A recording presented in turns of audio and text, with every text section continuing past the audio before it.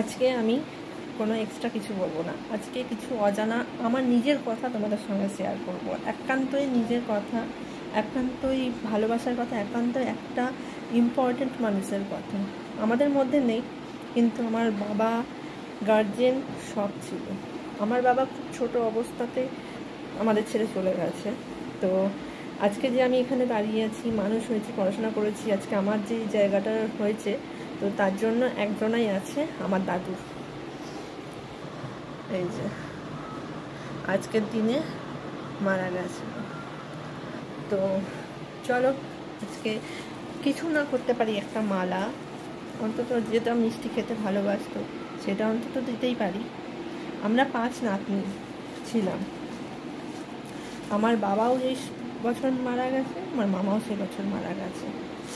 তো একাই একটা বয়স্ক মানুষ হয়ে 5 নাতনিকে মানুষ করেছে, পড়াশোনা শিখিয়েছে। একদম গার্জেন, মানে কড়া গার্জেন যাকে বলে সেরকম গার্জেন। কোনো জায়গায় যাওয়া, কোনো জায়গায় চলাফেরা একদম আমাদের বারণ ছিল। খাওয়া পড়া, পড়াশোনা কোনো কিছুর কমতি আমাদের মধ্যে হতে দেয়নি। 5 নাতনির মধ্যে বরাবর রেখেছে।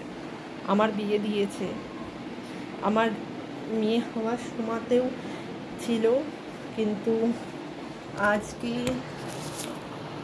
আজকে নেই। তো আমাদের 5 বোন যারা আমরা আছি, তারা আজকে দাদুকে নিয়ে গর্ববোধ মনে করি যে আমাদের 5 নাতনিকে একটা মানে ছেলেদের মতো করে মানুষ করেছে।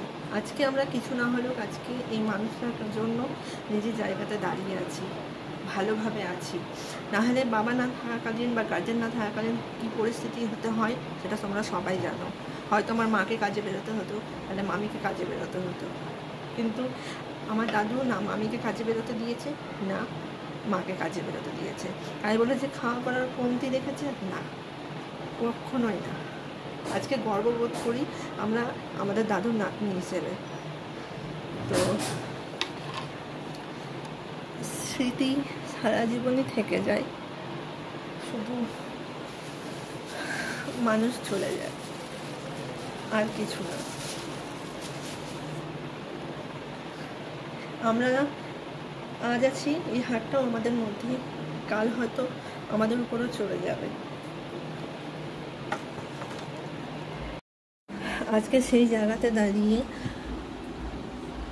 একটা হার আর একটা মিষ্টি দিয়ে তাকে দিতেও কেমন লাগে। আমাদের মানে গার্জেন, বাবা, সমস্ত কিছু আমাদের দাদু। না ভাষা আছে কিছু বলার, না কিছু আছে জানানোর, মানে কি বলবো না বলবো কিছু জানি না। তাই দাদু আমাদের মধ্যে সারা জীবন রয়েছে। আমাদের আজকে যদি বলতে চাই এক কথাতে, আমাদের বট গাছটা সরে গিয়ে অনাথের মতনই লাগে। যতটা কষ্ট না বাবাদের সময় পেয়েছি, ততটা দাদু না থাকাকালীন কষ্টটা পেয়েছি। না থাকলে বললাম তো কী যে পরিস্থিতি হতো আমরা নিজেরাও জানি না। আমার বিয়ের পরও আমার দেখাশোনা, আমার পাশে থাকা, সমস্ত কিছু। দাদু যেখানেই থেকো, সবসময় আমাদের মধ্যে আছো, আশীর্বাদের হাতটা সবসময় বজায় রেখো।